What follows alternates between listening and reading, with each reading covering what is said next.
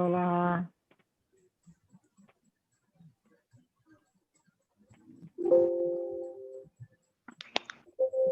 Oi.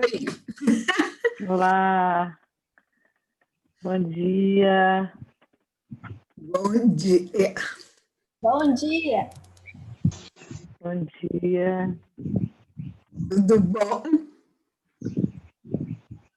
Tudo bem. Tudo bem. Sejam todos e todas bem-vindos. Oi. Boa tarde. Boa tarde. Eu acho que eu vou desativar a sala de espera.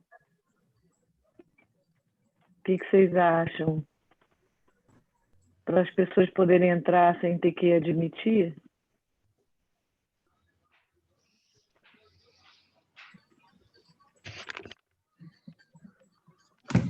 Como o convite foi aberto,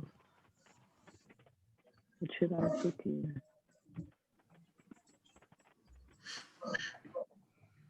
Melhor, Mônica.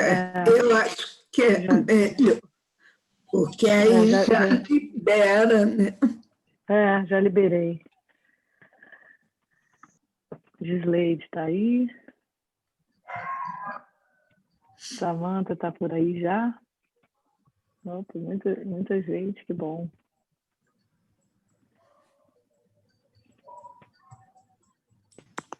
Estou vendo aí a Samanta. Vamos esperar mais um pouquinho, né? Para chegar todo mundo.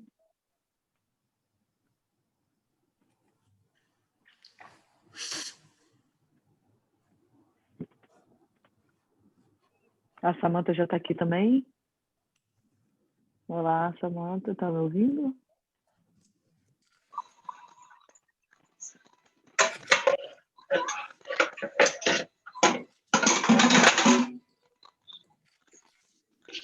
Samanta, está me ouvindo?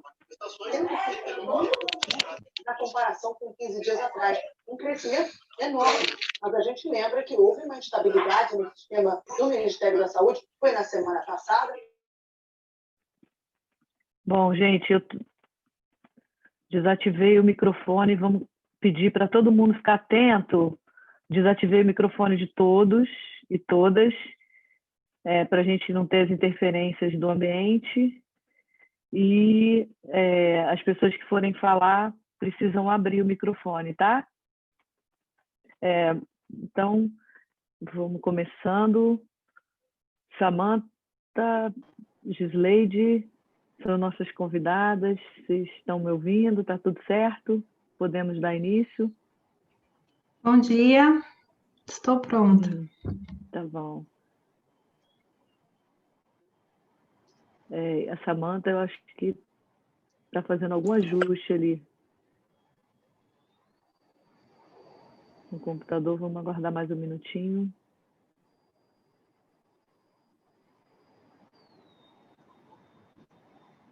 Para que ela entre. Lica, Mariana, dando oi para as pessoas. Renata, que bom.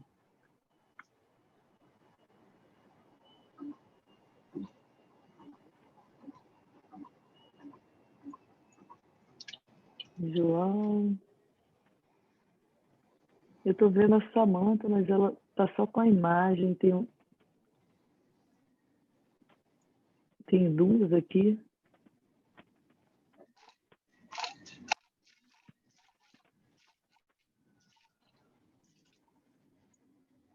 Só um minutinho, tá, gente?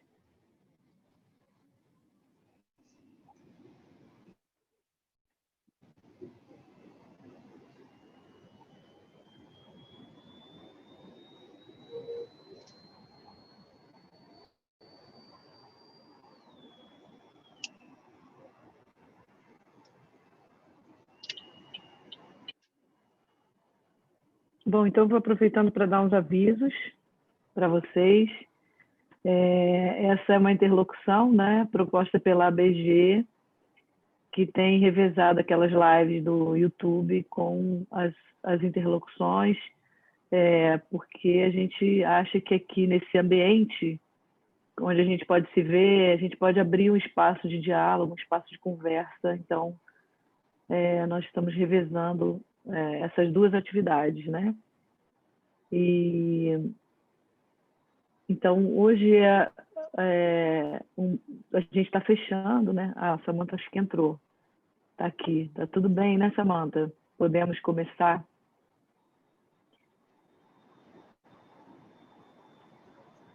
Podemos, então, podemos. Tá bom. Então tá bom, querida. Bem-vindos. Então hoje a gente vai fazer essa interlocução. É uma interlocução especial, né, que se chama Reinventando Caminhos, Encruzilhadas Raciais na Clínica Gestáltica. Hoje é o Dia da Consciência Negra, então a gente, enfim, achou importante, né, que acontecesse esse debate hoje com essas pessoas. Então, as pessoas convidadas pela BG foram a Lívia Relias, a Gisleide Sena e a Samantha Fonseca, né? Então, nós vamos começar, né, nesse dia, que é um dia importante, um dia de luta, né? E a gente começa esse dia muito triste, né, muito abalado pela notícia do assassinato de um homem negro de 40 anos, né, em Porto Alegre. Ele foi assassinado covardemente por seguranças de um supermercado Carrefour. Então, a gente quer começar propondo 1 minuto de silêncio, né, pelo João Alberto Silveira Freitas.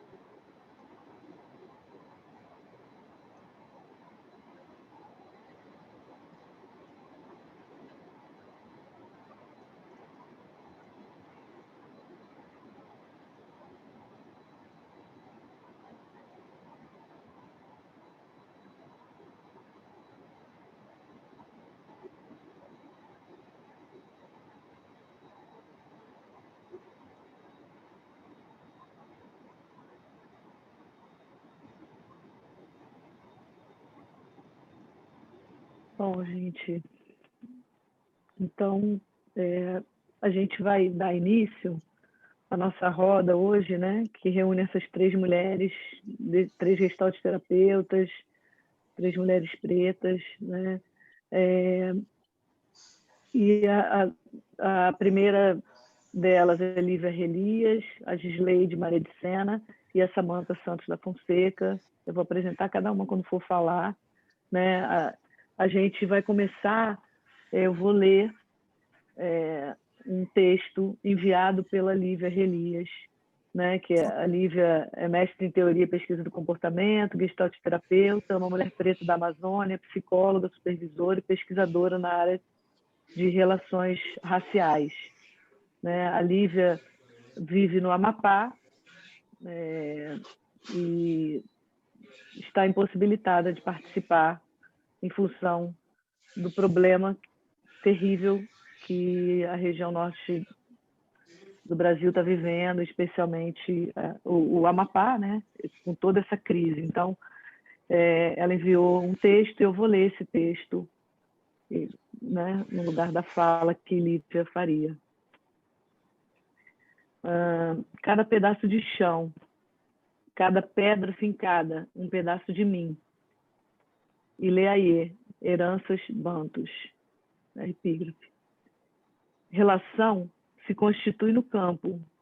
Este é fundo que sustenta as formas possíveis de encontro em cada tempo e espaço político afetivo. E parto desta reflexão para descrever o motivo da minha ausência neste momento, mas quero ir para além das notícias no formato de imprensa necessárias, trazendo percepções pessoais que se relacionam com a importância do dia de hoje, 20 de novembro, para toda a sociedade brasileira, e não apenas para as pessoas negras. Falta de energia, em nosso caso aqui no Amapá, significa falta de água, de alimentos frescos, de sono, de paciência, falta de informação oficial e omissão de gestores em todos os níveis, falta de condições de trabalho, que já eram bem ruins em decorrência das questões político-partidárias locais. Enfim, falta de dignidade de vida. Isto tudo tem relação direta com o campo vivencial. O capitalismo selvagem tem sido indicado como a principal fonte de violações na vida das pessoas pretas, pardas e indígenas, em sua maioria. A escravização de povos melaninados ofereceu as bases para a criação, estruturação, manutenção e fortalecimento do capitalismo. Vide a relação histórica temporal entre a escravização negro-africana e o nascimento e crescimento do capitalismo. O problema é racial.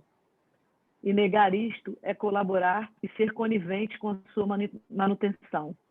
Concretamente, isto pode ser verificado em quem é direta e fortemente atingido por qualquer situação de maior dificuldade, calamidade e emergência neste país.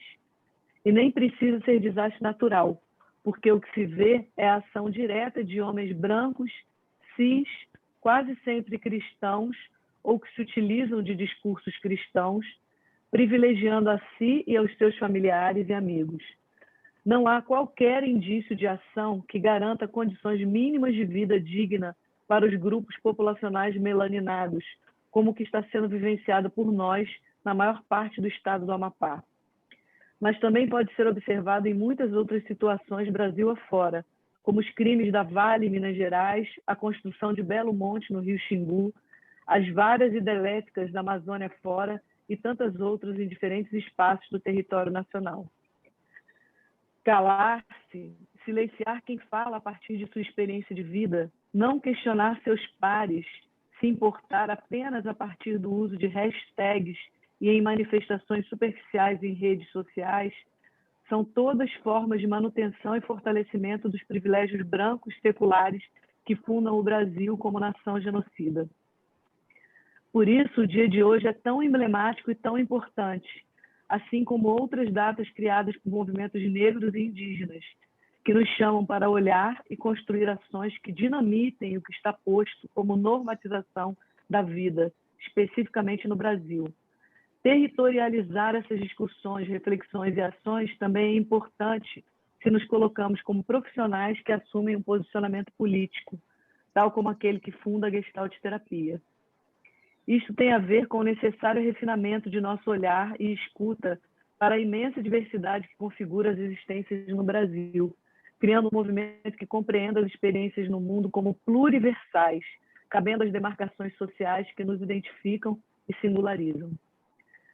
Acredito fortemente na potência criadora do momento histórico, político, econômico, coletivo e espiritual em que vivemos, e sigo nutrida pelas sabedorias ancestrais pretas e indígenas que me mostram que outra vida é possível, e ela está sendo construída com quem se dispõe a assumir atitudes contracoloniais, como bem fala e escreve Nego Bispo. Especificamente na Gestalt Terapia brasileira, fico muito feliz em poder caminhar junto com Gisleide e Samantha, brilhantes em seus posicionamentos teóricos, técnicos e também vivenciais, além de diversas outras pessoas negras da Gestalt Terapia, as quais fortalecem uma caminhada construída solitariamente e, a partir do momento em que nos encontramos, o caminho se torna mais afetivamente constituído e aconchegante em nossas diversidades. Como povo preto, nossa trajetória tem sido marcada por lutas e resistências constantes, com avanços muito precarizados e difíceis. Mas da feita que insistimos em apostar na vida, ela é construída para além da dor, das violências e das estratégias de morte. Sabemos sobreviver, aprendemos com quem veio antes, mas daqui para frente queremos viver dignamente, e para isso tensionamos as pessoas brancas em seus auto-intitulados privilégios naturalizados, para que não mais durmam seus sonos tranquilos, parafraseando Conceição Evaristo. A sociedade em que vivemos é construída com base em violência genocida. E ela falhou miseravelmente. Por isso, precisamos de outra, sob fundamentos civilizatórios inclusivos, coletivos e que celebrem a vida, não o lucro desmedido. Aprendemos que, abre aspas, o lugar de mero ouvinte é desautorizado. A palavra que é dita reivindica o corpo presente, o que quer dizer ação. Jurema Werneck. E seguimos nesse fluxo de movimento. Lívia Relias, Macapá, Amapá, 20 de novembro de 2020.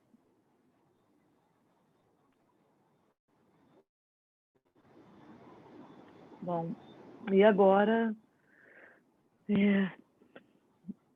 depois de ouvir essas palavras tão importantes, né, contundentes e importantes, de serem ditas e repetidas, né, incessantemente, a gente vai ouvir, então, a Gisleide Maria de Sena, né, psicóloga, gestalt terapeuta pelo Instituto Sede Sapiens, especialista em saúde coletiva, com residência e cuidados paliativos pela Faculdade de Medicina da USP, supervisora clínica, pesquisadora no campo das relações étnico-raciais. Então, Gisleide, a palavra está com você. Obrigada por estar aqui com a gente, juntas. Juntas. Bom dia, se é que dá para falar bom dia, num dia como esse. Apesar de 100 pessoas me emocionarem, não esperava esse número aqui hoje, e apesar disso me emocionar, hoje eu gostaria de estar em qualquer lugar, fazendo qualquer outra coisa, menos estar aqui. Ontem, como já foi mencionado, João Alberto Silveira Freitas foi morto após ser espancado por seguranças num supermercado. O João, ele era negro. E aí, eu fico pensando, né? Com que cara, na segunda-feira, eu olho para o meu cliente que teve o pai também assassinado num supermercado aqui em São Paulo. O pai dele levou um tiro na cabeça. Na semana seguinte do Dia dos Pais, ele me disse: foi preciso que o meu pai morresse de racismo para eu me tornar negro.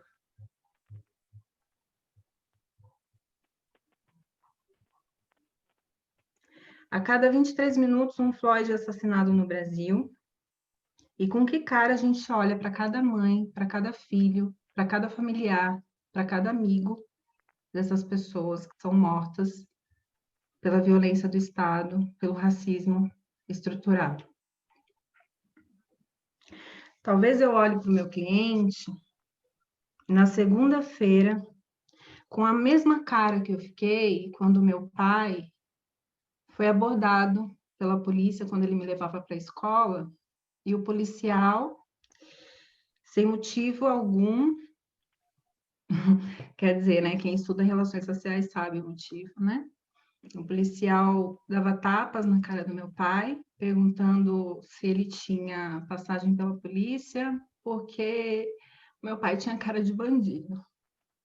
Eu tinha 8 anos. Foi quando eu me tornei negra.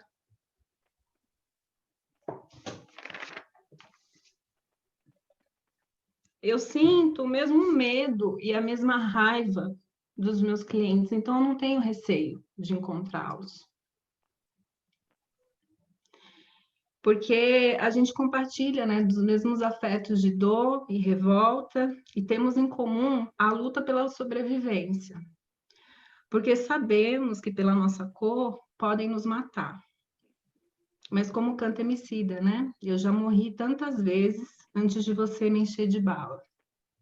Então, basta estudar o campo das relações sociais com seriedade para ver que matar pessoas negras foi e ainda é um projeto societário. A minha raiva é antiga, não tente dominá-la.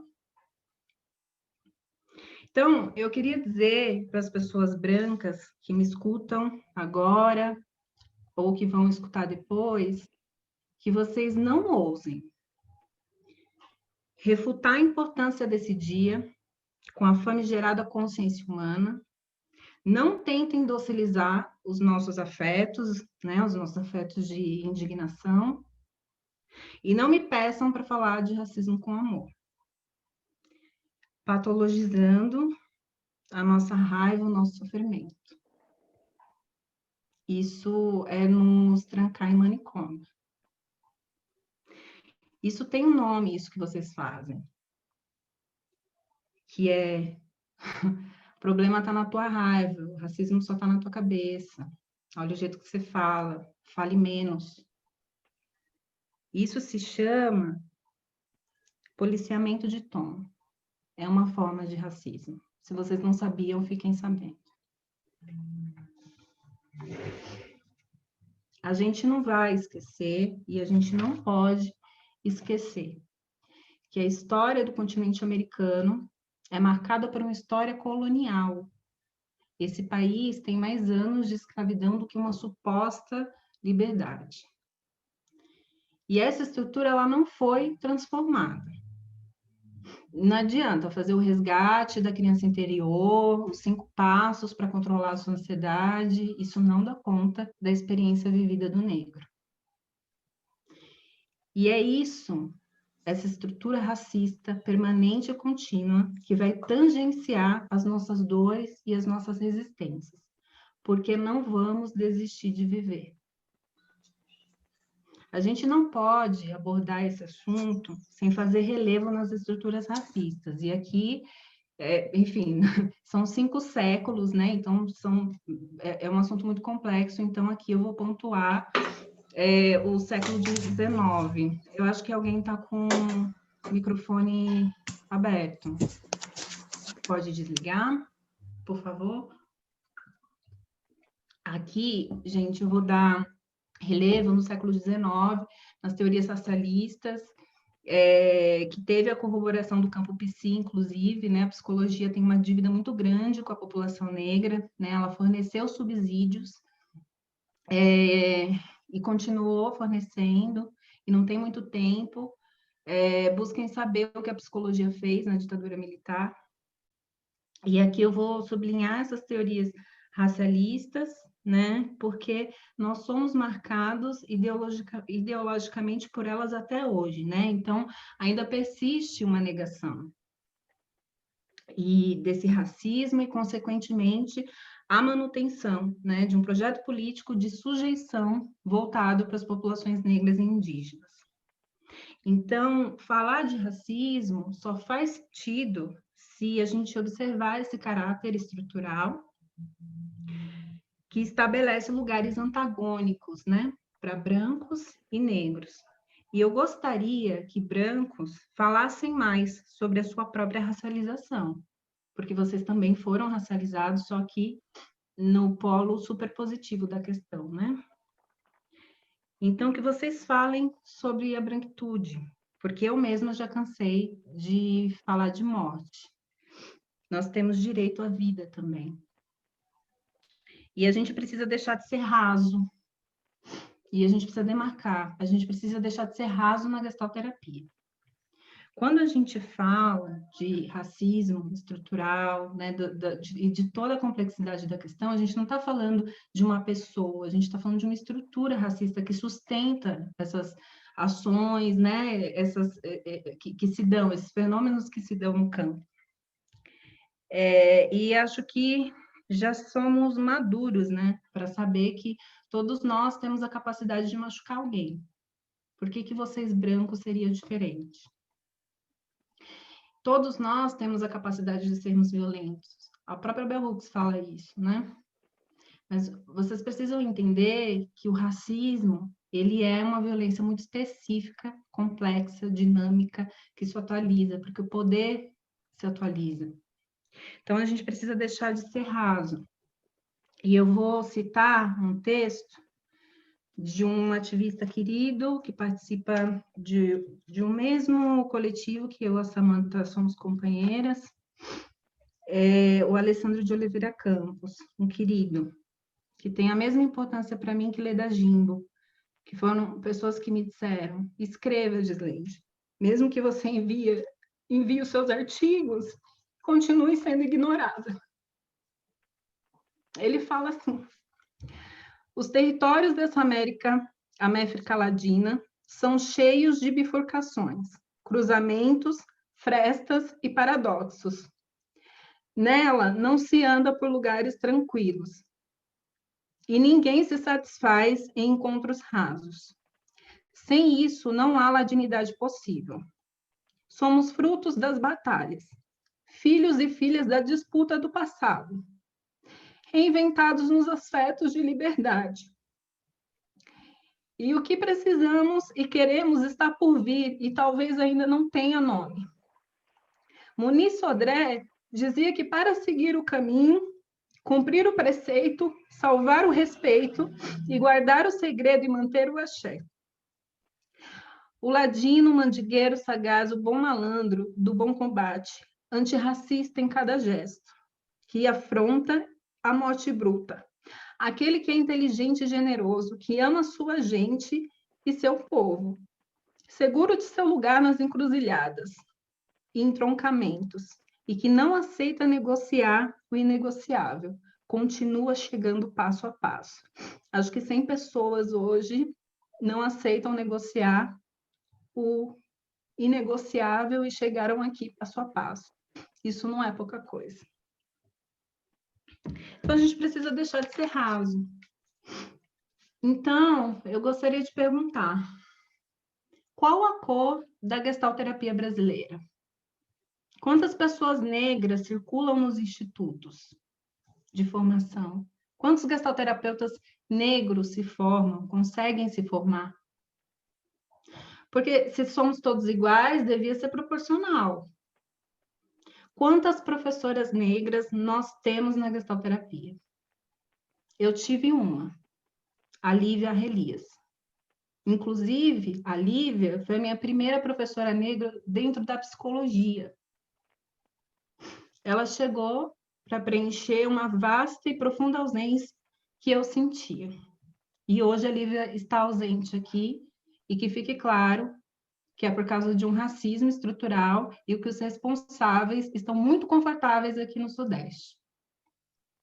Percebam, falar de racismo é sempre falar da presença de muitas ausências. Eu sou uma pessoa curiosa, então, aonde eu estiver, eu vou continuar perguntando. Gestalt terapeutas, por que os seus olhos não nos olham? Por que os seus ouvidos não nos ouvem? Por que as suas mãos não escrevem sobre nós, sobre relações sociais, especialmente sobre o racismo que nos destraçalha? Temos, sim, muitas pessoas entre nós, antirracistas, né, que lutam juntas, não à toa que essa reunião tem 100 pessoas, né? Mas é preciso que seja dito e escutado que ainda há os negacionistas do racismo que vão dizer que tocar nessas questões é viés partidário do terapeuta. Que racismo não existe, ou que na gestalterapia nós não olhamos para o social, nós não atuamos no social, só atuamos no psíquico. E eu escutei isso num curso extra que eu fui fazer.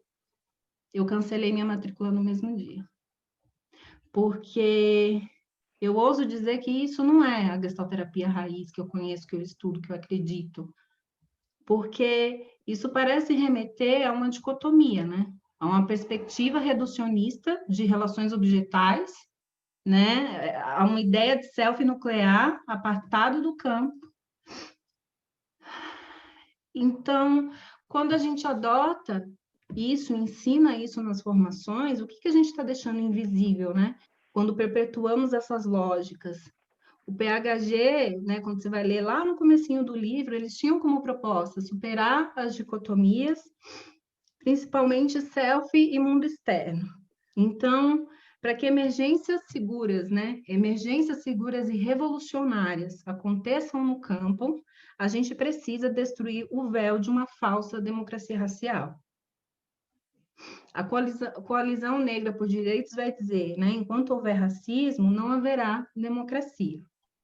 E quando a gente se compromete, as coisas podem acontecer. E aí, quem me conhece sabe que eu sou muito fã do Francesete, vem até um sorriso no rosto para falar dele. E aqui eu agradeço ao meu querido professor Diogo Bocardi, um grande gestalterapeuta, que me ensinou a ler o Francesete e a gestalterapia de uma forma mais crítica. E o Francesete diz assim, quando a gente se compromete: aqui, uma nova experiência relacional emerge, uma experiência antevista sempre, já que a intencionalidade para contatar não podia encontrar nenhuma saída relacional e estava encapsulada no sofrimento. Um sofrimento que testemunha a derrota, mas também a perseverança. A nova experiência incorporada, na qual o corpo vibra e participa ativamente, e pode ser transportada por um olhar, uma palavra ou um gesto. A presença se torna corpo vivido. A abordagem da gestalterapia permite que uma forma experiencial seja dada ao ato de estar presente, à medida que a ausência e a intencionalidade para o contato emergem. Então, a gente precisa promover um espaço seguro para emergências seguras, para que as ausências, né, das feridas raciais, de todo esse problema social que a gente vive, possam emergir. Né? Então, será que eu estou colonizando a pessoa que está aqui comigo? Ou será que eu estou sendo antirracista, né? Então, é preciso dignificar o sofrimento advindo das feridas raciais. E eu vou citar de novo o Francesete.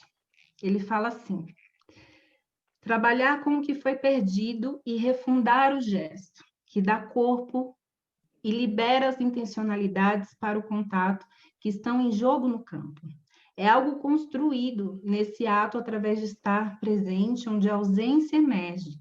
Sem essa sintonia com as potencialidades e chamados do campo que é atualizado. Sem esse momento pregnante, o experimento arrisca a tornar-se uma técnica vazia e artificial. A Mônica Alvim, ela tem um texto que ela vai falar, né, como as formas, elas passam a fazer parte da sociedade, né, e elas ficam disponíveis no campo. E algumas delas, né, algumas formas vão se tornar ideologia dominante. E eu defendo que o racismo é uma dessas formas, disponíveis no campo, como ideologia dominante. Então, é preciso, né, que a gente tenha uma recepção, um reconhecimento e tratamento antirracista das nossas diferenças humanas, né? A nossa ferida é histórica e secular. Eu vou citar o Francesete de novo. A tarefa do terapeuta é estar presente à medida que a ausência é atualizada no encontro. Estar presente significa compreender o modo como a ausência é cocriada, também por ele próprio, o terapeuta, ecoando em seu próprio corpo vivido e, consequentemente, sentindo a dor que a ausência provoca e provocou e irá provocar no cliente, sentindo a fadiga de ter tido que sustentar a ausência e o quanto de dor e privação ela provocou em sua própria vida e na daqueles que estão perto dele, compreendendo o fundo mais amplo, a tessitura relacional, social e transgeracional da qual o sofrimento vem. Não existe um self nuclear. O que eu vivo uma história muito mais antiga do que eu. tão antiga que ela vai ficando esquecida, mas incorporada, disponível no campo ali, acessível. Então, a gente precisa olhar para essa questão com muita seriedade. Recentemente, eu fui fazer uma supervisão com Maria Lúcia, uma grande psicanalista, militante do movimento negro, e foi muito difícil, assim, porque eu estava cansada de ser vista como uma negra raivosa, e querendo desistir, querendo sair, querendo ficar sozinha. E eu fiz essa supervisão com ela e ela me disse coisas muito boas. Então, eu vou compartilhar, porque eu acho que esse sentimento ele é muito presente, né? A psicologia é muito hostil para a gente. E não só a psicologia, mas o campo acadêmico como um todo, né? E ela me falou coisas muito bonitas e eu vou compartilhar algumas coisas que ela disse, né? Ela disse que a gente vai ser vista como chata mesmo, como a raivosa mesmo, e a gente precisa estar preparado. Espero que isso ajude alguém. A gente precisa, né? Então, como que é falar de questão racial, né? E levar a sério isso nas formações? Requer identificar e assumir as nossas ignorâncias, nossos medos, a necessidade de todo o tempo retomar o fio da meada e também o nosso desejo de seguir a viagem juntos. E aí, a gente queria cancelar esse evento aqui hoje, né? Até que toda a dignidade fosse completamente devolvida ao Amapá. A gente ia cancelar o evento.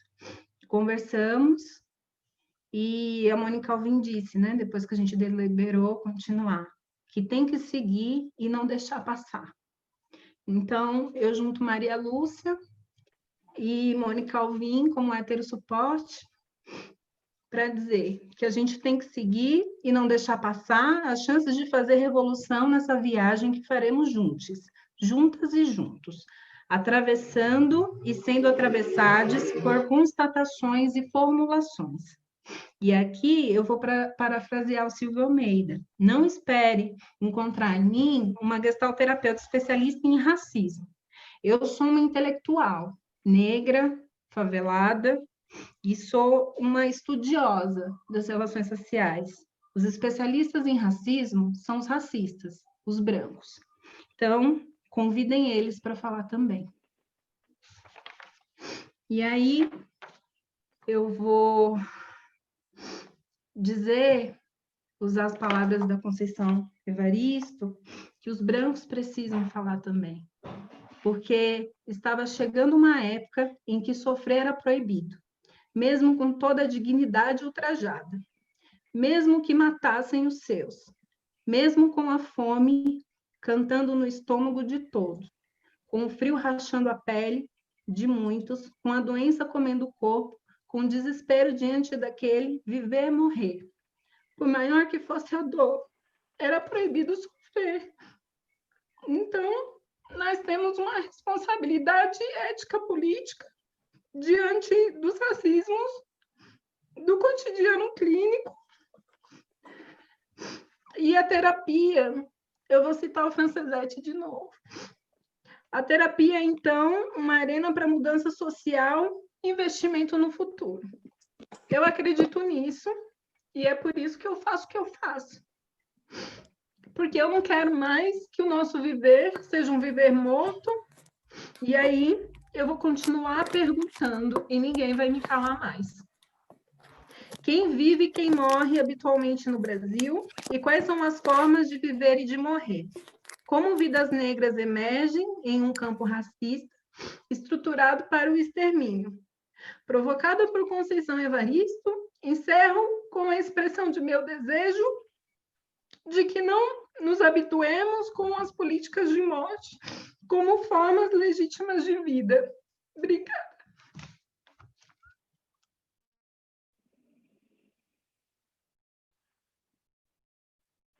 Obrigada, Gisleide.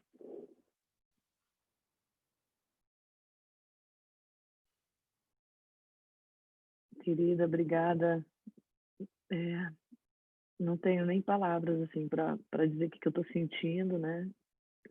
Eu acho que a gente precisa muito falar sobre isso e no campo da Gestalt terapia, no mundo, né? No Brasil, mas a gente está aqui nessa comunidade que, como você disse, temos 100 pessoas e 100 pessoas que estão interessadas em mudar isso, né? Então, obrigada por sua palavra, por sua coragem, por sua força, né? E por esse testemunho aqui que você dá de novos ventos soprando aqui, né? Na nossa comunidade. E vamos seguir, né? Obrigada. Eu vou passar para a Samantha agora. A Samantha Santos da Fonseca, que é psicóloga clínica, gestalt terapeuta, atua na área clínica, realiza palestras, pesquisa e escreve sobre relações raciais, com o que aprende com o viver e com seus próprios sentimentos. É filha, é mãe, é uma mulher negra apaixonada pela vida e suas possibilidades. Samantha, bem-vinda. Obrigada por ter aceitado o nosso convite. Obrigada, Mônica. A palavra é sua. Obrigada. Gente, boa tarde. Estou aqui com o coração pulando. Dia importante, dia difícil também. Estou aqui mobilizada com as falas da Lívia, da Gisleide, com mais essa notícia de assassinato hoje. Enfim, eu preparei uma apresentação, eu vou colocar ela aqui no PowerPoint, porque vai me ajudando a nortear o que eu estruturei para falar com vocês. Já aviso que está na hora do almoço, então meu bebê vai chorar e vocês vão ouvi-lo também. Deixa eu colocar aqui a apresentação. Ixi. Está dando, não? Oi? Não está deixando. Está aceitando? Agora acho que vai aceitar. Tenta de novo. Deu.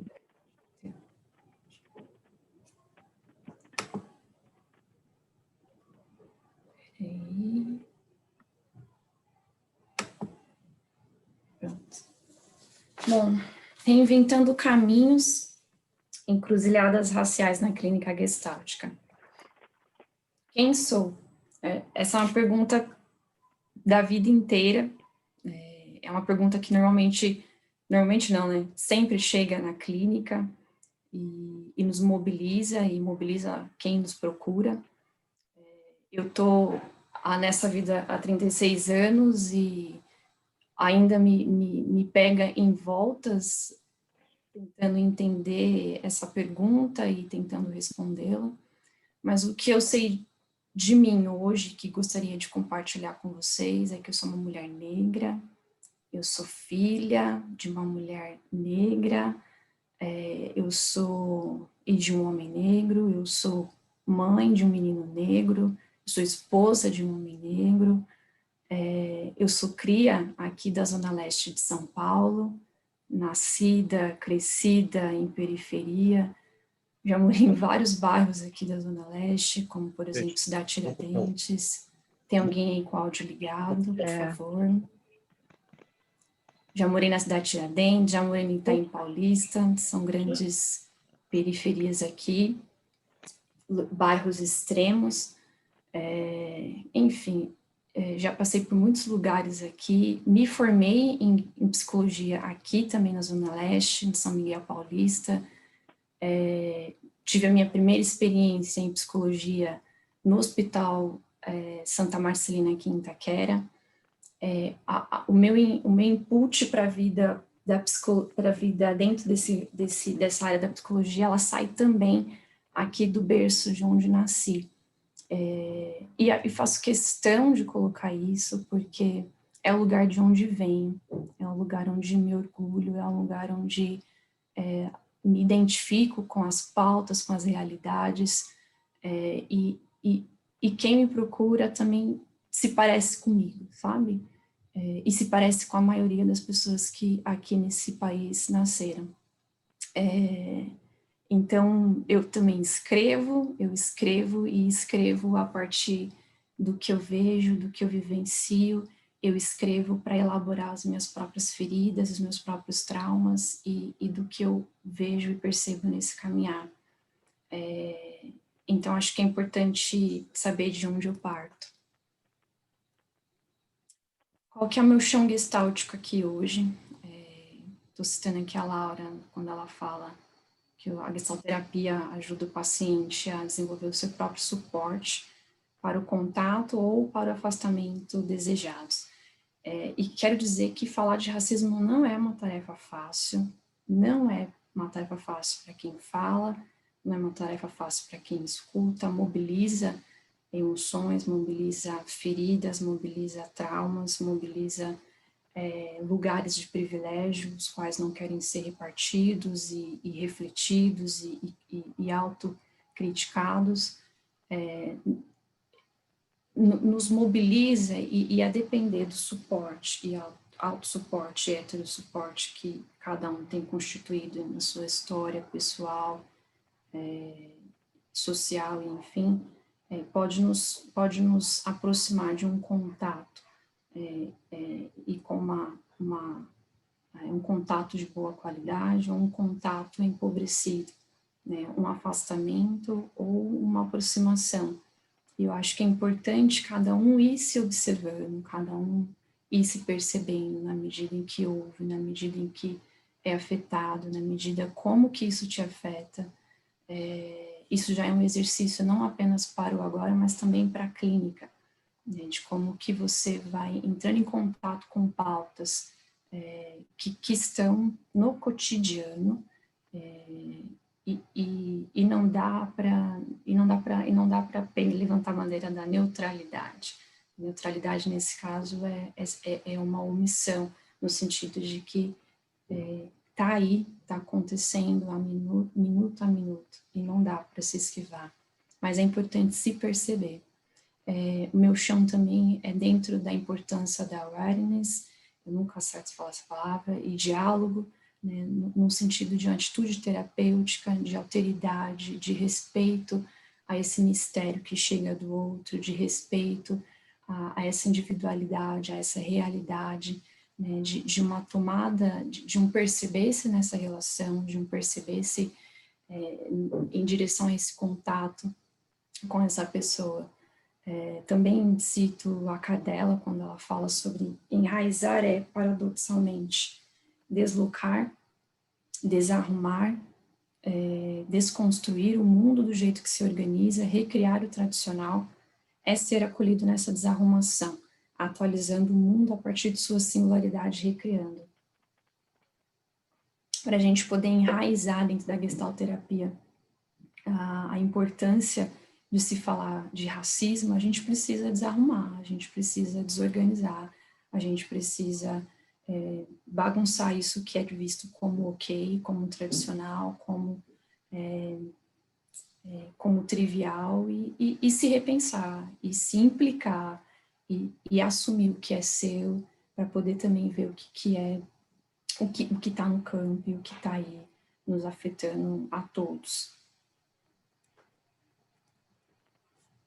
Delimitação do tema. Então, assim, eu não vim aqui falar hoje sobre por a diferença de consciência negra para consciência humana. Eu não vim aqui levantar uma hashtag de todos tenham a mesma cor de alma. Eu não vim aqui explicar o porquê de existir esse feriado. Eu não vim aqui explicar o básico que cada pessoa já precisa saber. Eu vim aqui para a gente tentar, para provocar um pouco tentar provocar um pouco de reflexão, para provocar um pouco mais desse campo vivencial que está aí e que afeta a todos. E tentando, talvez, fazer uma reflexão para que a gente possa pensar em ações antirracistas, ações que que nos faça realmente se apropriar do que é nosso e qual que é a sua parte nesse todo. E aí, então, tentando delimitar um norte, eu venho e divido com vocês uma fala do Yontef, né, que ele teve na live que ele concedeu em agosto, aqui para a nossa comunidade brasileira em Gestalt terapia, e algo que eu estou com isso engasgado desde então. E aí, em algum momento, quando ele está se apresentando, ele fala, eu não sei se isso, falar de racismo, é relevante no Brasil, porque aqui nos Estados Unidos é relevante falar disso na comunidade de Gestalt terapia daqui. E aí eu fiquei pensando, como assim? Será que é relevante falar disso no Brasil? E aí eu penso, o que é relevante para você hoje, né, em termos de racismo? Aliás, o que é racismo para você? Como que o racismo afeta, né, o seu dia a dia? Ou afeta a vida das pessoas que você conhece, ou afeta a vida das pessoas que você atende? Como que afeta você, ou não afeta você? O que é relevante, né, para você nesse tema? Tem um outro momento que ele fala, o que queremos é mais sensibilidade a coisas que nós não estávamos sensíveis antes. Por exemplo, a questão do racismo. E aí me dá uma sensação de que nós não estávamos sensíveis a isso, mas trazendo para o nosso contexto, trazendo aqui para o nosso solo brasileiro, será que 388 anos de escravização de corpos negros, mais 132 anos que completou esse ano, de abolição no Brasil, isso já não é o suficiente para estarmos sensíveis a isso? A violência que o racismo nos impõe? Ou impõe a maioria da população? Tem uma poeta brasileira, ela chama Esmeralda Ribeiro, que ela fala abolir a escravidão, mas não a condição. Então, a condição, ela está aí, ela está nas margens, ela está no que a Amapá está passando neste minuto, enquanto a gente está aqui todos conectados com energia, com a água, com a alimentação preservada. A condição, a condição de desumanidade, de falta de dignidade, ela ainda atinge essa população que é historicamente marcada. Então, será que isso não é o suficiente e relevante para olharmos para isso? Ou o que é relevante para a nossa comunidade? E aí, então, eu decidi falar sobre o mito da democracia racial. E o mito da democracia racial. Eu não vou me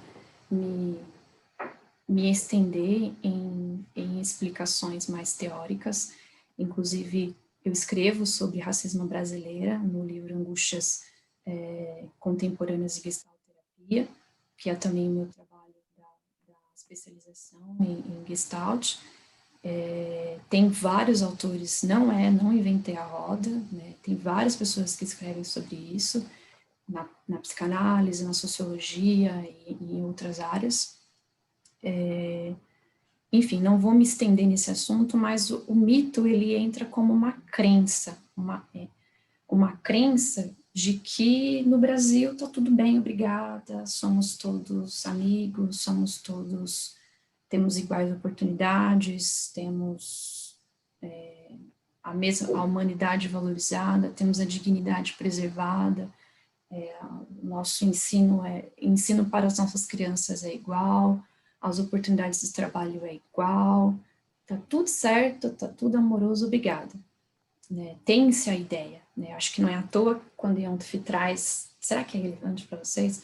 Porque tem a ideia de que no Brasil as coisas vão muito bem em termos das relações raciais, mas não está. Mas mas isso é uma mentira, né? E aí até nessa charge, né, democracia racial só se for aqui embaixo. E aí eu trago em seguida alguns fatos que eu separei para a gente poder desconstruir essa ideia de mito, para a gente poder pensar de forma crítica, né, e de perceber para onde está o olhar, para onde está o olhar da relevância, né? Onde que você põe a relevância, o que salta do campo vivencial do seu paciente ou do teu dia a dia também, e que vem com relevância ou não.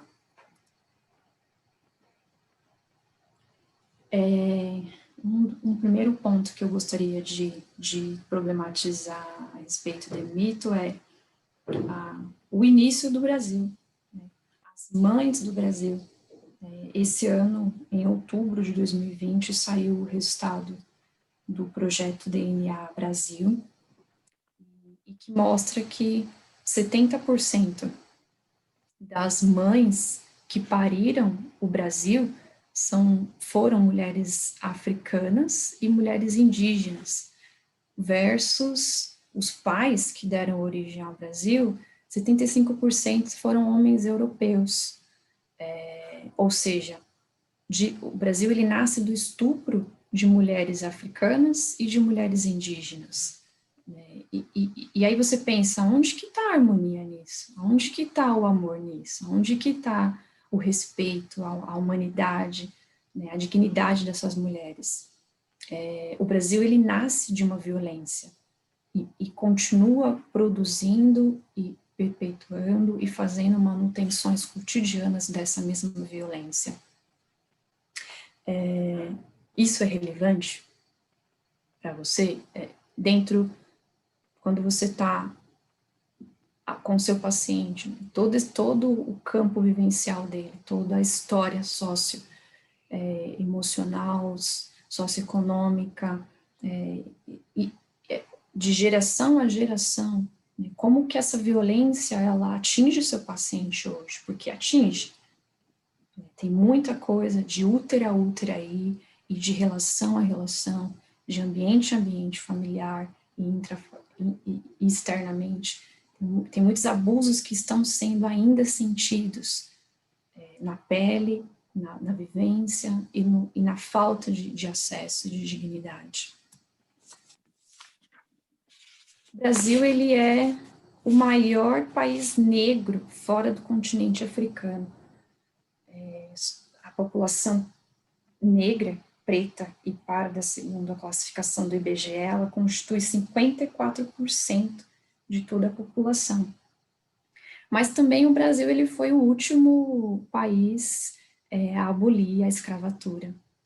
Mesmo com essa porcentagem da população negra, a população negra é a que é menos representada nos poderes do judiciário, nas mídias, nas instituições. A população negra não se vê nos lugares em que há decisões, não se vê dentro da academia, não se vê dentro da docência, mas é a maior parte da população. Então, qual que é, por exemplo, a cara da sua clínica? Quem chega para você na clínica? Onde que estão essas pessoas? No dia a dia, né, você está acostumado a ver uma pessoa negra onde? Te servindo ou ao seu lado, em campo intelectual, de construção, de criação, de liderança. Na mídia, aonde que essas pessoas estão sendo representadas? Onde estão as pessoas negras do seu dia a dia? O dia 20 de novembro, ele não é apenas para ser pensado no dia 20 de novembro. O dia 20 de novembro, a gente precisa pensar nele de janeiro a dezembro. Né? E treinar o olhar. Aonde que está? Onde que estão essas pessoas? Estão servindo, estão produzindo também intelectualmente.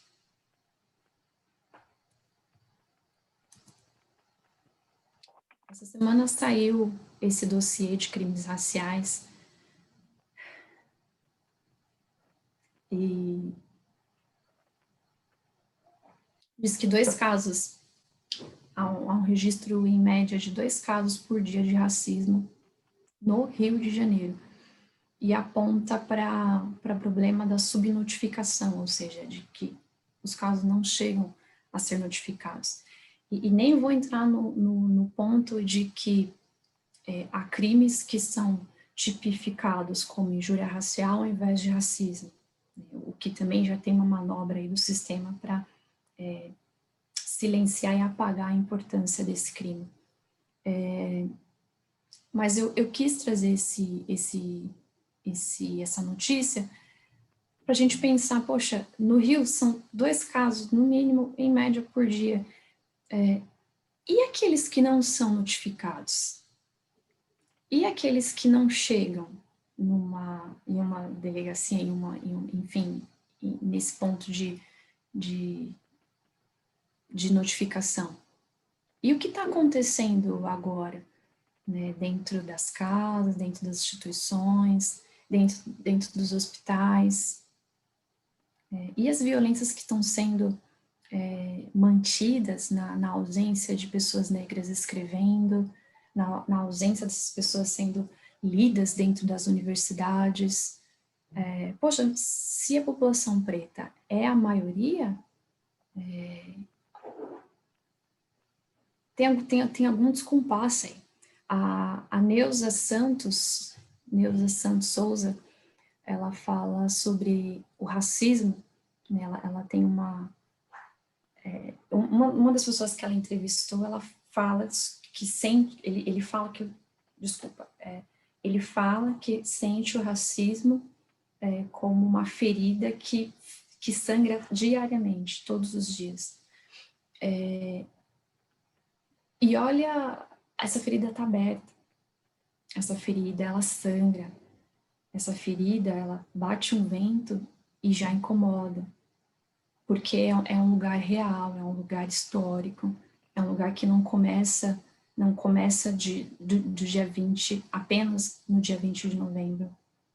Então é importante a gente poder olhar para essa ferida do nosso cliente, do nosso paciente, das pessoas que nos cercam, porque isso não é só da pessoa negra também.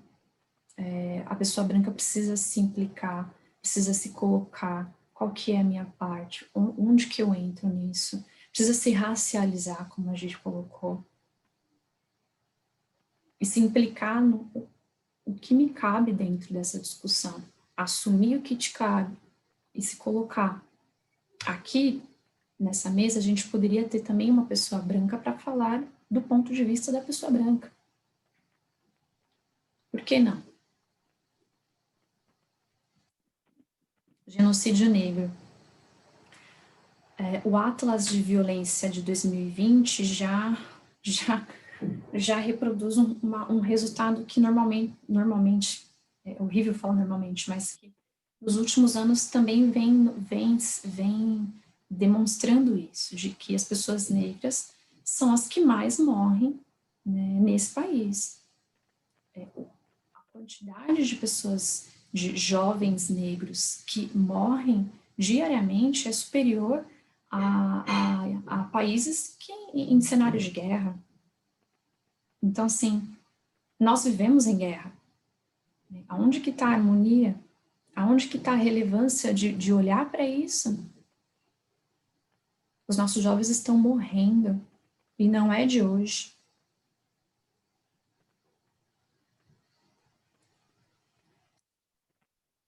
Ou a João Alberto Silveira Freitas, é horrível a gente começar o dia com mais uma morte. Tem pessoas que olham, mas é vitimismo, é mimimi, vocês não param de falar disso. Teve uma vez que eu ouvi dentro da comunidade também, Samantha, por que você só fala de racismo? Porque o mundo não deixa a gente parar de falar de racismo. As violências que afetam a população negra não nos deixam parar de falar de racismo. E não a gente precisa olhar para o que está dentro do nosso cercado. A gente não pode olhar para racismo só em reflexo ao que aconteceu nos Estados Unidos com George Floyd. Óbvio que foi horrível o que aconteceu com ele, mas os nossos homens negros aqui já estão morrendo há muito tempo também. Índice de feminicídio. Enquanto nas mulheres brancas diminui, o índice de mortes por feminicídio de mulheres negras só aumenta. E os traumas dessas famílias, dessas mulheres, dessas crianças, e o luto, e as feridas, isso não produz sofrimento emocional? Como que fica a autoconfiança? Como que fica a autoestima? Como que fica a identidade? Como que fica o quem sou dessa pessoa? Isso chega na clínica. Isso é campo vivencial. Como que a gente está olhando para isso? População carcerária. Os negros e periféricos são os mais afetados pelo aumento da população carcerária. Ausência de políticas públicas, ausência de um olhar para as margens, para as periferias, produz, o capitalismo selvagem, que a Lívia colocou, produz mais pessoas para a carceragem.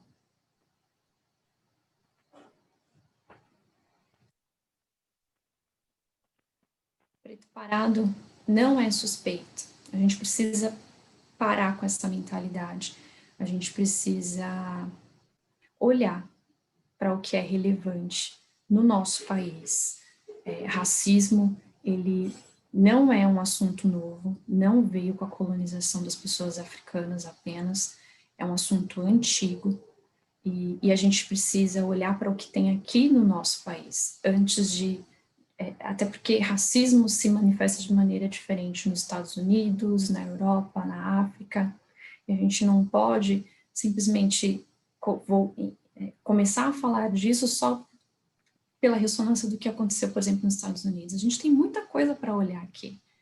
A gente tem muita coisa que é relevante aqui, que está acontecendo todos os dias. Mas para onde que está o teu olhar?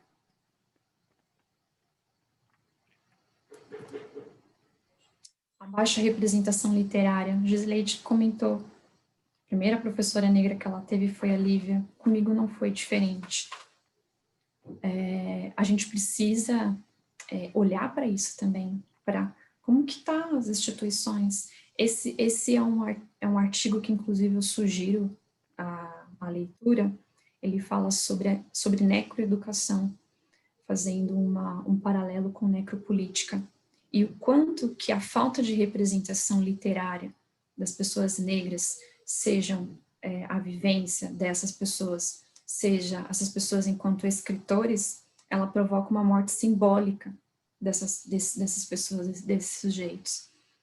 E é horrível você estar num lugar e você não se vê.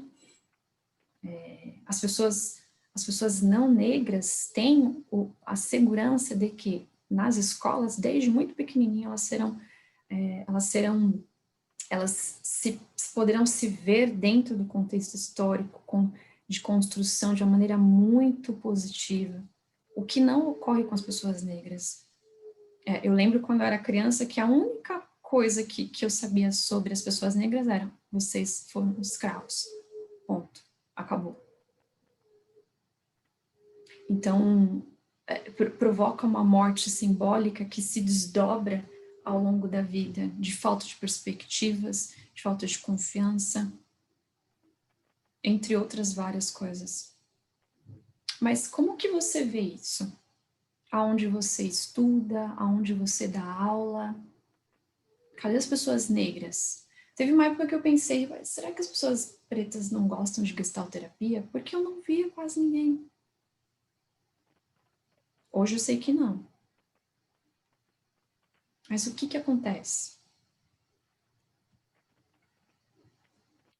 O perigo é não conseguirmos reconhecer como é limitadora no final uma relação eu-isso e seguirmos aplicando indiscriminadamente as situações que clamam por um encontro genuíno entre pessoas.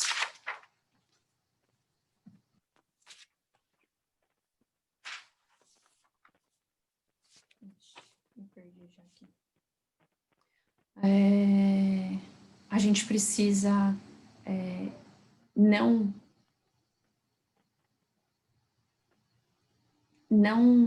a gente precisa colocar nossa relação a serviço de uma relação que haja encontros, que haja alteridade, que haja respeito com esse outro, e não a perpetuação e manutenção desse outro que é uma coisa, que é descartável, que é invisível, que é silenciado e que é cotidiano ferido, é um corpo marcado.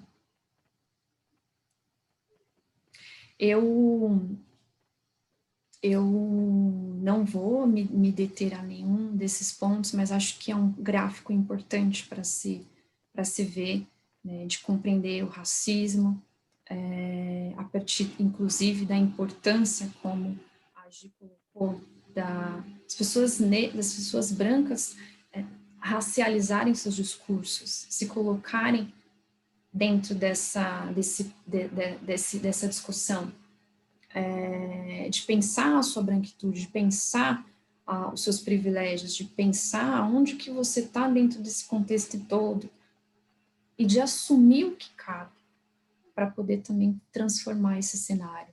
O racismo, ele está na estrutura política, direito, econômica, está na mídia, em como que as pessoas são representadas. Se você for conversar com as pessoas das artes, os artistas, atores, o quanto que por muito tempo, e ainda ocorre, a delegação apenas de papéis de serviço doméstico. Eu não tenho nenhum problema com o serviço doméstico. As mulheres da minha vida, as mais importantes, trabalharam e trabalham com serviço doméstico. Mas por que não uma pessoa negra representar um cargo, um papel outro de poder, de liderança, de positividade, de uma identidade positiva? Então a mídia, ela também entraria aqui nesse gráfico. Enfim, o Carlos Mora, ele fala sobre o racismo também ser uma consciência coletiva, né? Ela está para além da estrutura. Tá no consciente, tá na forma como você olha as coisas, né? E aí, por isso que eu fiz esse paralelo sobre a relevância. O que é relevante para o teu olhar?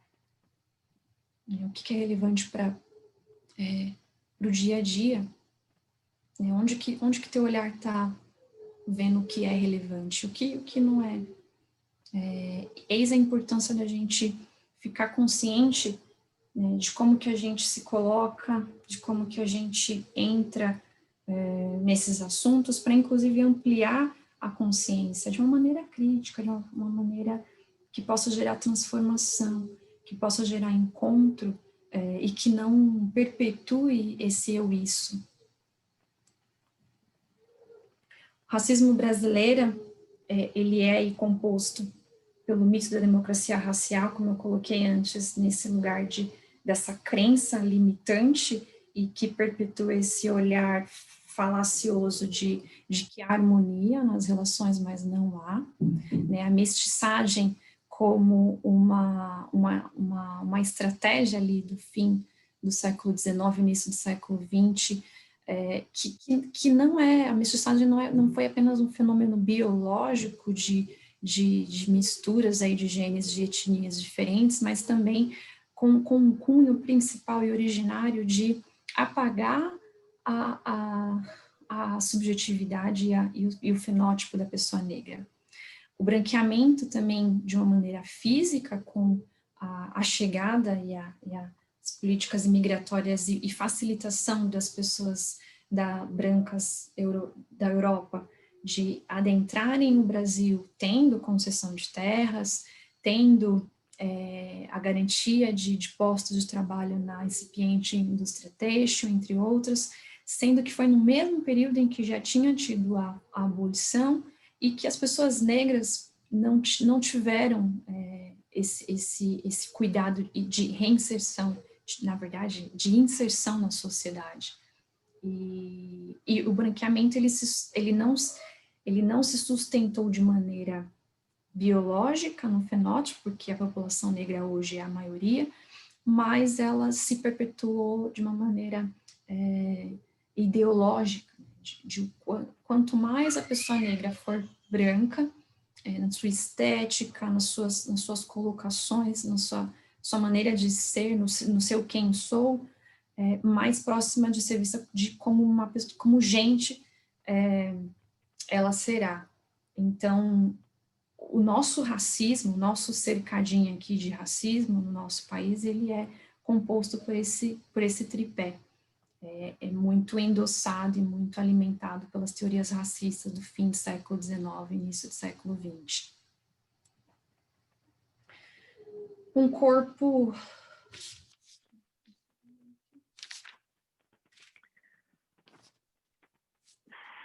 Samantha, só para te lembrar do tempo, que a gente precisa de um tempo para debate, faltam 15 minutos para encerrar tudo. Sério? Sério. Já são... Tá bom. Então, gente, eu acho que eu vou só... Um corpo marcado, eu vou ler só essa parte. Um corpo marcado, cansado, silenciado. Nessa luta constante, imagina-se um corpo cansado, sufocado, silenciado, que se apresenta nesse contexto de violência, de trauma, de sensação de abusos, de muitas formas.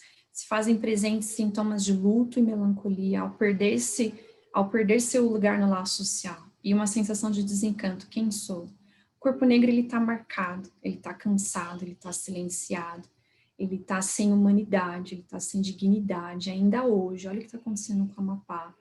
É revoltante, as pessoas ainda estarem passando por isso. Só para fechar, é importante que vocês saibam desse material de relações raciais, as referências técnicas. Nós temos um material que é importante para que vocês tenham um letramento racial básico, diria, básico, mínimo, para entender esse campo vivencial. Nós temos uma resolução, que é a 018, que coloca normas para nossa atuação, para combate do preconceito e da discriminação racial. A nossa cultura é uma cultura de encruzilhadas, então a gente precisa parar de ter essa noção de homem branco no centro e norteador de todas as condutas e formas positivas de viver, e a gente precisa olhar para esses outros caminhos, essas outras realidades e descentralizar para também nos reencontrarmos. Enfim, só lendo aqui a última parte, certamente uma presença por meio da qual somos informados de que, apesar de tudo, há significado. Então, espero que esse dia tenha significado não só para esse dia em si, mas de janeiro a dezembro. Obrigada.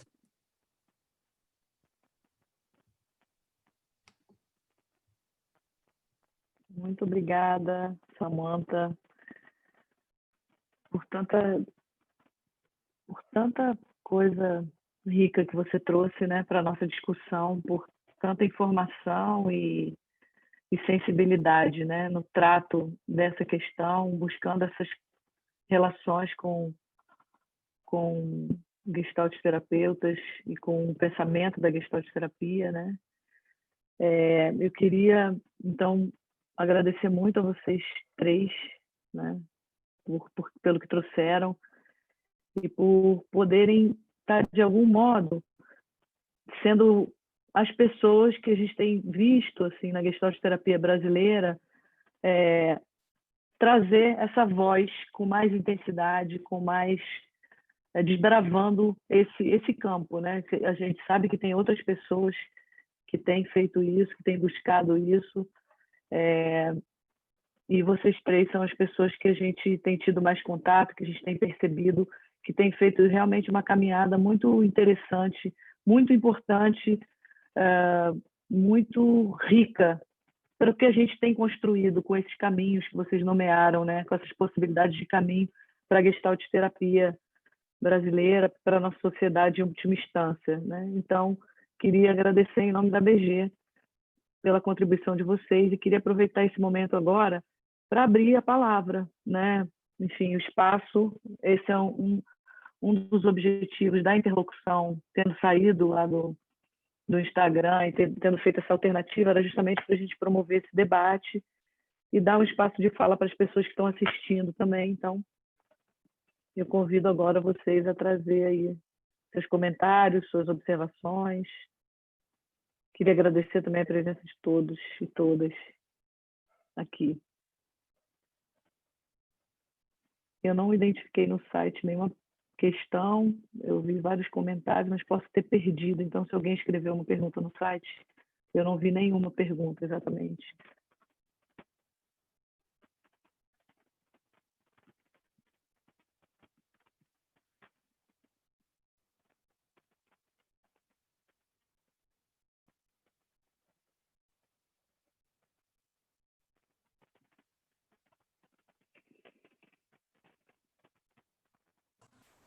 Queria falar. Querendo fazer um comentário. Fale.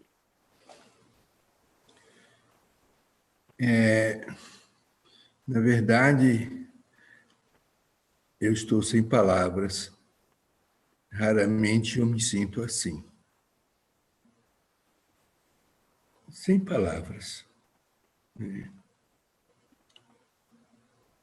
Porque eu sou negro, né? Sem dúvida nenhuma. O meu pai era negro, filho de negro com índio. E meu bisavô, meu avô, pai da minha mãe, era ventre livre.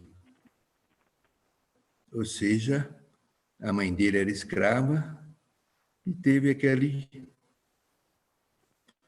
libertação feita pela princesa Isabel, de quem nascesse a partir daquela data nasceria livre. Eu estou na universidade há 50 anos, que eu estou na UNB, quase 50 anos. Estou eu e mais um professor, que também é negro. 50 anos, 2 professores estão ainda na universidade, né? Então, é todo um silêncio, sabe?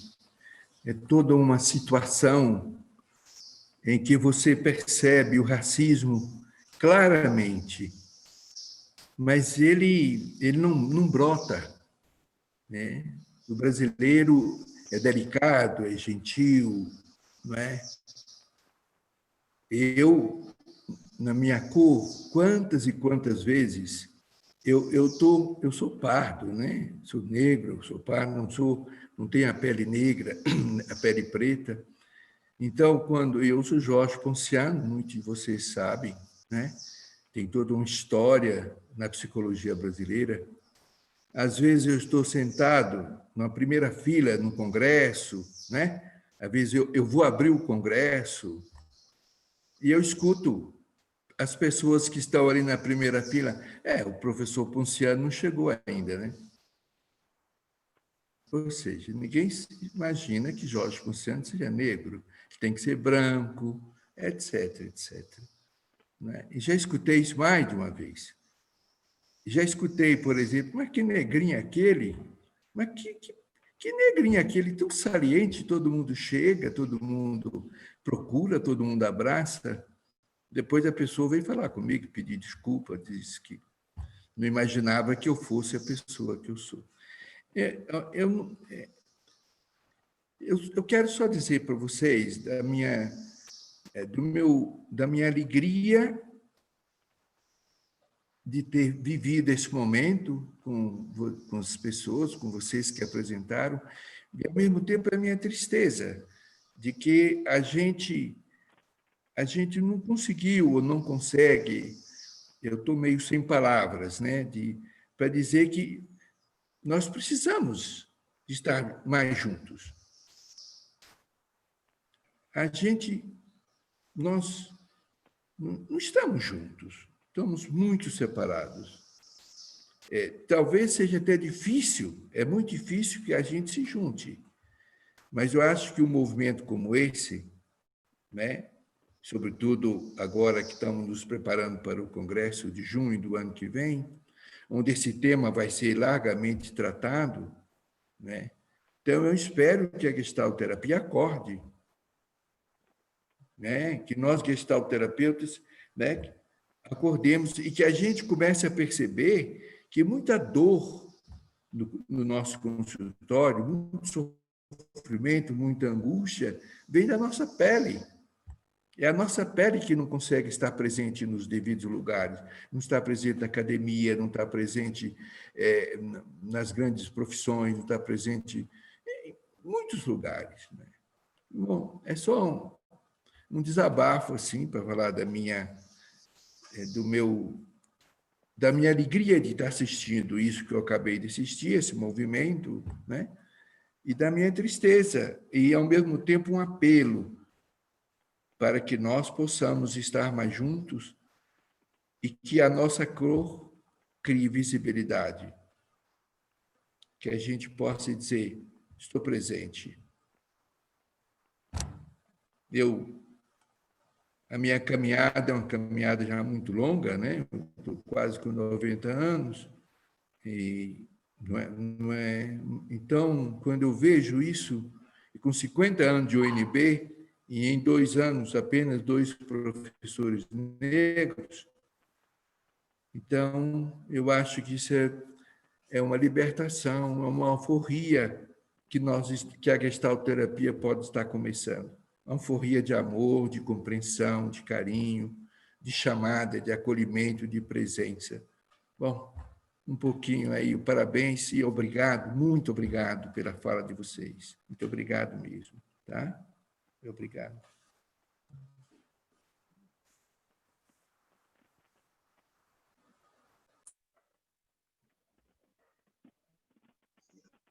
Olá, boa tarde.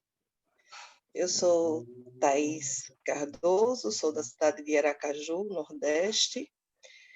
Agradeço a Gislaine, agradeço a Samantha, principalmente por contarem histórias que faz parte dos nossos irmãos, que parece com a minha também. Eu trabalho com a psicologia e ultimamente tenho estudado sobre a psicologia preta, porque tenho sentido dificuldade muito nessas abordagens de falar sobre os meus e de saber das dores do meu, como é que eu vou conseguir compartilhar com eles sobre as dores dos meus, que são meus irmãos.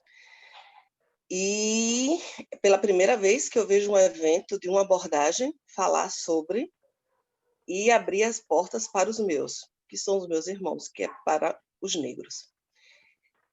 E fico muito lisonjeada com a fala, porque todos nós, pretos, temos histórias muito parecidas, principalmente eu com a Gislaine. Eu sou preta, tenho um filho de 14 anos, e todos os dias que a gente se acorda, eu falo para ele, olha, João, nunca se esqueça do que você é preto. E fale sempre 3 vezes, eu sou preto, eu sou preto e eu sou preto, que é para você não se esquecer.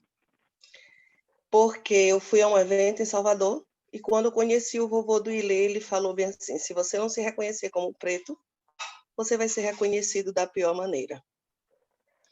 E aí eu ensino ao meu filho para que ele não seja reconhecido da pior maneira, como a polícia parando ele na rua, ou na porta de um supermercado sendo sufocado, pedindo para respirar e sem ter tempo de respirar.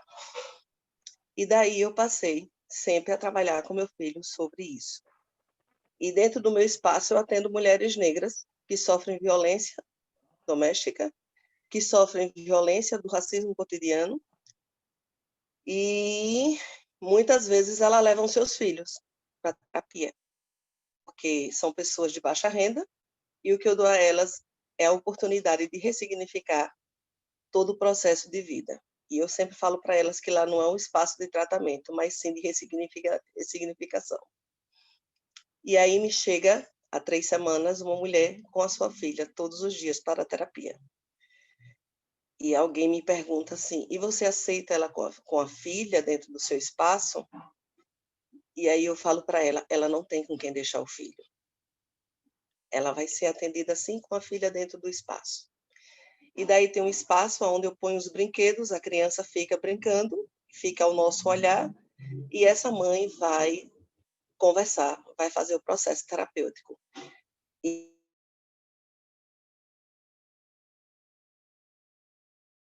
qual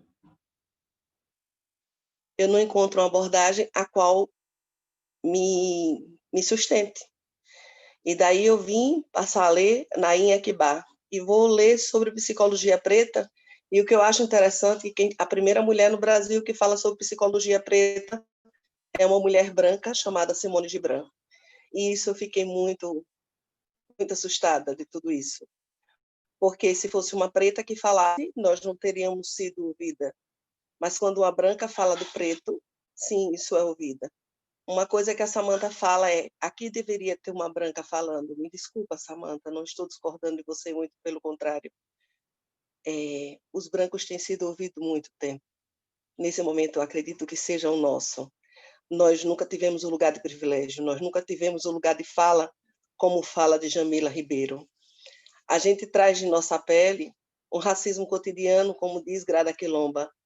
A gente traz desse racismo cotidiano 3 traumas, que é o da separação, que a gente acaba se fragmentando, que a gente acaba se afastando socialmente das pessoas, da violência, tá? E, nossa, acabei esquecendo, mas ela fala desses 3 traumas. Então, isso é muito forte para esse processo. Então, para mim, eu me sinto muito lisonjeada, eu como mulher preta, que estudo na universidade pública, venho da universidade pública, me formei na universidade particular, hoje faço mestrado em antropologia na Universidade Federal de Sergipe, e participo do movimento Escrevivência, que é do PIBIC, da universidade. Então, para mim, eu me sinto muito lisonjeada de hoje encontrar uma abordagem onde faz esse evento nesse tamanho, né, convidando os meus irmãos para que eles venham e participem. A única pena que sinto é que eu não estudei nenhum teórico preto dentro da minha universidade. Não foi lá que eu aprendi que existiam intelectuais negros, eu aprendi cá fora.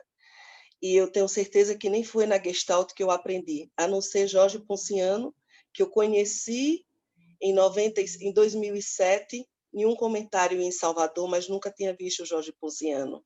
E hoje eu vejo o Jorge Ponciano, onde ele também traz o seu relato, que estuda na universidade, é professor de universidade da UNB, onde foi criada por Darcy Ribeiro, mas não foi criada para pretos, mas sim para a mestiçagem. A mestiçagem surge na ditadura militar. Então, assim, eu só tenho a agradecer pela coragem de Jorge Ponciano, por Gislene, pelos seus depoimentos. Tornar-se negro é uma questão social, a gente se torna negro porque nós somos a negação do branco. E agradeço também a Samantha por ela falar sobre todo esse processo histórico que a gente vem enfrentando. Isso não está longe, isso já está bem melhor, porque eu acredito que o meu filho, daqui a algum tempo, ele já vai conversar melhor sobre o racismo do que eu converso hoje. Eu só tenho a agradecer e que assim seja, e saravá para todos nós. Saravá! Maravilhosa! Ai, ai. Muito bom. Gente, o nosso tempo está no fim. A gente pode transgredir, aqui não tem um tempo marcado, a gente pode ver se alguém mais quer falar alguma coisa. Eu gostaria de dar mais uma finalizada com o recado final da Gisleide, da Samantha, se elas quiserem falar mais alguma coisa, enfim. mas como a gente começou um pouquinho atrasado, queria ver se alguém quer falar mais alguma coisa. Uma última fala, a Gisleide e a Samantha, então, para concluírem. Boa tarde, Genesi. Pois é, que evento importante, que momento importante que nós estamos vivendo. O que eu gostaria de dizer é que esse é um tema tão carente, né? Ele foi silenciado e abandonado por tanto tempo que há muitas frentes de trabalho com relação a esse tema.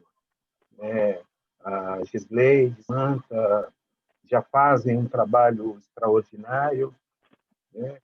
Mas eu gostaria de focar, né, de que somos uma instituição de ideias, né, e que nós precisamos resgatar, né, aquilo que ficou apagado dentro da nossa abordagem, para que nós tenhamos sustentação enquanto gestalterapia, né, de incluir toda essa temática social no nosso trabalho que vá se refletir na clínica.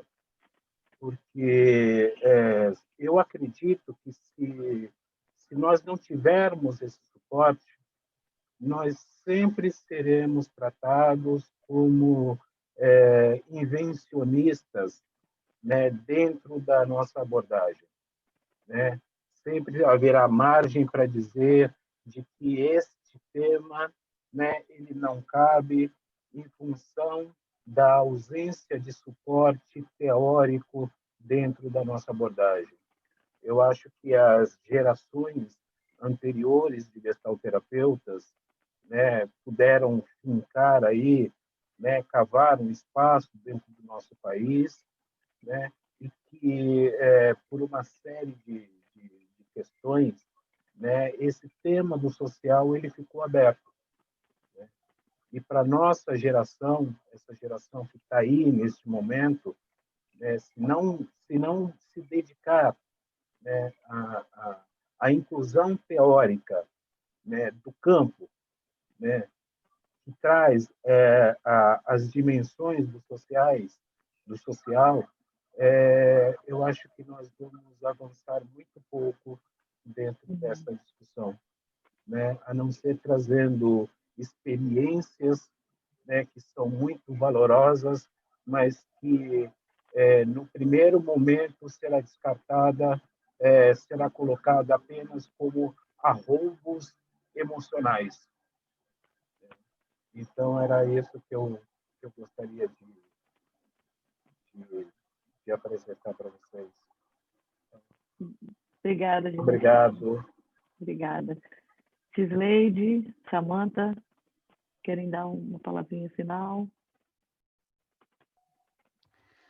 Bom, eu queria dizer que eu vim devastada, ter visto o vídeo da violência que ocorreu ontem me desconfigurou.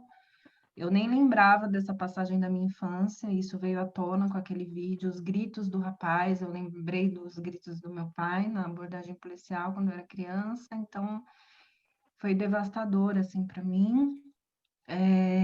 Então, cheguei aqui arrasada e sinto que saio revigorada, foi muito bom para mim estar aqui e não esperava que a gente tivesse lotado a sala, a gente já avançou do horário, e a sala continua lotada. Então, eu acho que isso é muito significativo e não dá mais para fechar os olhos, né? Como eu disse, se eu tiver um espaço e continuarem reproduzindo de que não olhamos para o racismo, não olhamos para o social, eu simplesmente tranco minha matrícula e saio. Porque não há mais tempo. Racismo mata. Não há mais tempo.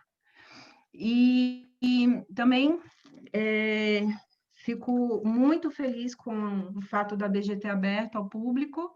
A gente precisa assumir que vivemos numa sociedade de classe e que acessar alguns lugares ainda é uma festinha colonial, é para poucos, né? E a gente precisa democratizar o conhecimento popularizar o conhecimento. Eu acho que a gente precisa resgatar Paulo Freire. E também queria dizer que eu nem sei como saiu a minha fala, eu não esperava ter chorado tanto, saí um tanto envergonhada, mas o saravá que foi dado aqui me reanimou, porque eu sou filha de Oxum, e as lágrimas vão ser derrubadas, eu não choro só por mim. E também dizer que eu não sabia que eu era tão apaixonada pelo Francesete, porque mesmo sentindo dor, quando eu ia citar ele, eu dava um sorrisinho. Então, por favor, façam uma ponte, porque eu sei que vocês têm contato com o Francesete, e eu ia adorar conhecer o Francesete. Larga esse pedido aí. Tá bom, meus amores? Um abraço em todo mundo, viu? Obrigada, querida. Samantha? Ai, eu nem sei. Estou aqui me refazendo. Acho que eu me segurei tanto antes que agora o negócio quase despenca. Mas não... Acho que tudo que eu tinha que falar eu falei, né? Quando aceito a sua fala, Thaís, e acho que quando eu coloco daquela forma, eu coloquei no sentido de que a pessoa branca ela precisa se colocar, né? Racismo é um problema de racistas e a gente precisa que todos falem disso, todos precisam se implicar nisso. E acho que para fechar, porque meu coração já não aguenta mais, lembrando aqui da fala da Beyoncé, né, que nós, população preta, somos os sonhos e as orações dos nossos ancestrais. Então, que a gente possa chorar o que precisarmos chorar, sentir o que precisarmos sentir e seguir. Seguir, porque os nossos filhos estão aí, eu tenho um bebezinho ali me esperando. Cada um que tem filhos, seus sobrinhos, enfim, as nossas crianças estão aí e a gente precisa construir um lugar melhor para elas crescerem. Então, é isso. Obrigada. Obrigada, Mônica, a Selma também. Agradeço a Gi, a Lívia. Acho que é um momento importante para a nossa comunidade e eu estou feliz de participar. E é isso. Obrigada. Obrigada, querida. Gente, então, muito obrigada. Acho que foi um momento muito importante, um momento emblemático, né, para a Gestalt terapia brasileira, né, para uma Gestalt terapia que tem que ficar preta, mais preta, que tem que corresponder, né, enfim, a diversidade do nosso país e tem que honrar, né, nossos ancestrais, no povo que veio junto com os índios que fez esse Brasil, né? Então, agradeço muito a vocês e queria aproveitar o último instante aqui para lembrar que para os sócios da ABG, que na semana que vem, dia 27, a gente vai ter a eleição da nova diretoria da ABG, da gestão 2021-2022. Então, nesse mesmo horário de meio-dia, a gente vai se reunir em assembleia virtualmente pelo Zoom para, enfim, votar essa diretoria nova que vai assumir nos próximos 2 anos, tá bom? Então, é isso. Agradeço, desculpa, eu queria falar mais uma coisinha, que a fala do Genesi me remeteu a isso. A gente tem falado muito disso na ABG, de várias temáticas, das temáticas das relações raciais, das temáticas das relações de gênero, sexualidade, das relações de classe, e a gente vai abrir, né? A gente tem aberto, já está aberto isso, uma discussão sobre a formação. A gente já teve uma reunião sobre formação em Gestalt terapia, e uma das coisas que a gente quer insistir muito é que saia uma sugestão da ABG. A ABG não legisla, ela sugere, a partir da discussão com a comunidade, que todos os cursos de formação incluam módulos nas formações sobre essas temáticas, né? Porque a gente sente que é uma dívida, né? É uma dívida histórica. Então, Isso não é nenhuma benesse, é simplesmente a reparação de uma dívida histórica que a gente tem, assim como as cotas, né? Enfim, tudo isso todas essas ações têm sido reparações e que a gente tem notado, eu que estou na universidade vejo isso, como isso tem tido efeito, né? Tem tido efeito de abrir espaços de discussão e de fazer a coisa acontecer. Então, essa discussão está aberta já e a gente vai, enfim, prosseguir ampliando essa discussão. É isso, muito obrigada, a gente está muito feliz, né, de ter esse dia aqui. Um beijo grande para vocês. Tá? Mais uma vez, obrigada, Samanta, obrigada, Gi, e a todos e todas aqui presentes. Arrasamos! Arrasaram! Acho que dá para bater palma, né, gente? Ai, por favor, é o nosso momento!